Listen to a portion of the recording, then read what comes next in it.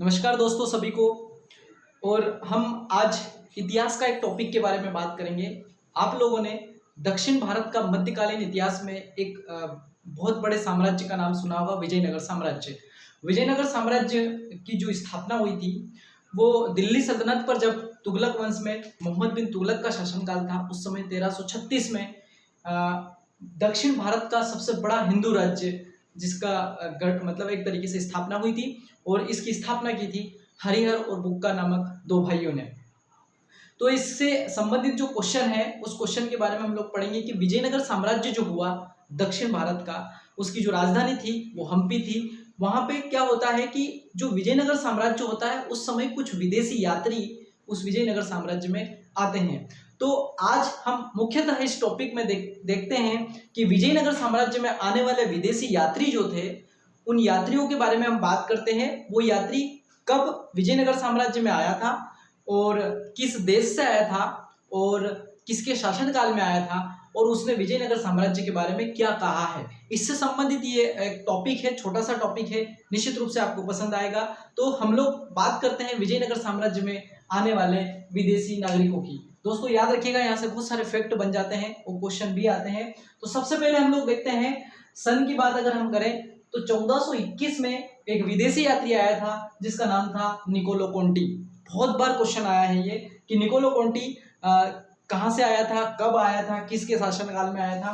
तो 1421 में Niccolo Conti Vijayanagar साम्राज्य में आया था। ये इटली का नागरिक था, याद रखिएगा, ये इटली का नागरिक था। और ये देवराय प्रथम जो कि संगम वंश है, उस संगम वंश के समय देवराय प्रथम उसका जब शासक होता है उस समय भारत ये विजयनगर साम्राज्य में आता है।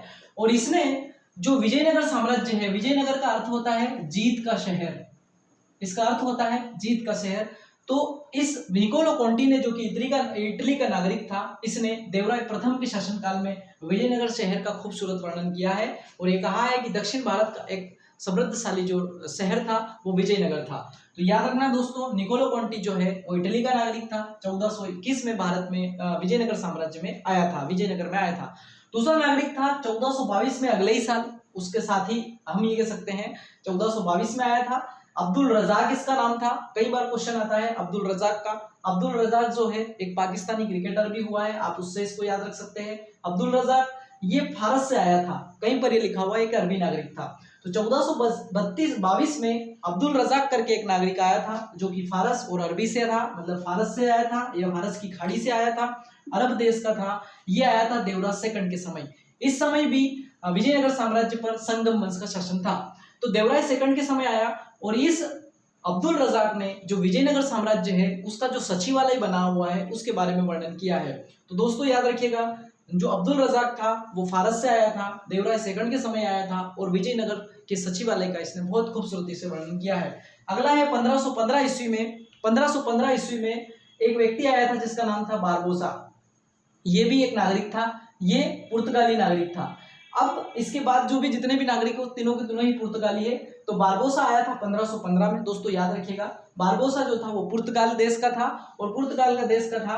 और ये आया था जब इस जो विजयनगर साम्राज्य है, विजयनगर साम्राज्य में यहाँ पर तुलु वंश का जब शासन था। तुलु वंश का एक प्रतापी शासक होता है जिसका नाम कृष्णदेवराय रहता है। इस कृष्णदेवराय के बारे में कहा जाता है कि इसके दरबार में जो तेलुगु भाषा के 8 विद्वान रहते थे, उसी के समय ये बारबोसा आया था जो पुर्तगाल से आया था और इसने इसके समय का इस सती प्रथा का वर्णन इसने बहुत अच्छे से इसमें किया है। तो बारबोसा पुर्तगाल से आया था, 1515 ईस्वी में आया था। कृष्णदेवराय उस समय तुलु वंश का शासक था और इसने अपने यात्रा वृत्तांत में सती प्रथा का बहुत अच्छे से वर्णन किया है। तो बारबोसा का याद रखिएगा, पुर्तगाली नागरिक था। और अगला है 1515 में उसी के साथ उसी के देश का एक और व्यक्ति आया था जिसका नाम था पायस। पायस कई बार क्वेश्चन आता है, पायस किस देश का नागरिक था? तो ये भी पुर्तगाल का नागरिक था, याद रखिएगा, पायस ये भी पुर्तगाल का नागरिक था और ये भी इसी कृष्णदेवराय के समय तुलु वंश के शासनकाल के समय आया था। और इस पायस ने विजयनगर शासन की जो शिल्प कला है और उसका जो व्यापार है उसके बारे में ये पायस वर्णन करता है। तो पुर्तगाल में बारबोसा, पायस और एक और नागरिक आता है जो कि 1435 में जाकर आता है। 1535 में आता है और 1535 में नूनीस करके ये नागरिक होता है, ये भी पुर्तगाली नागरिक होता है।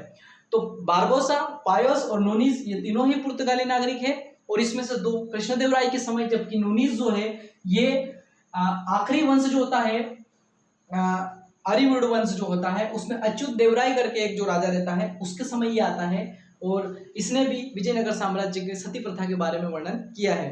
तो निश्चित रूप से दोस्तों विजयनगर साम्राज्य से संबंधित अगर क्वेश्चन आए तो शुरुआत के जो दो है वो 1421 और 1422 में निकोलो कोंटी और अब्दुल रजाक, जबकि 1515 में दो आए थे जो कि बारबोसा और पायस था, दोनों पुर्तगाली थे, और 1535 में नूनीज आया था, ये भी पुर्तगाली था। तो यहाँ से बहुत सारे फैक्ट बन जाते हैं, कभी सन पूछ लिया जाता है, कभी किसके शासनकाल में आया ये पूछ लिया जाता है, वो किस देश का नागरिक था ये पूछ लिया जाता है, या उसने किस चीज का वर्णन किया है इसके बारे में पूछा जाता है। तो दोस्तों याद रखिएगा, इसी प्रकार से आपको पर डे इस YouTube चैनल पर कुछ नए नए वीडियो मिलते रहेंगे। आप अपनी तैयारी करते रहिए, हमेशा आप अपनी तैयारी जो है वो सकारात्मक तरीके से करिए, आपको हमेशा जीत मिलेगी। जिस प्रकार से विजयनगर शहर को जीत का शहर कहा जाता है। इसी के साथ जय हिंद, जय भारत।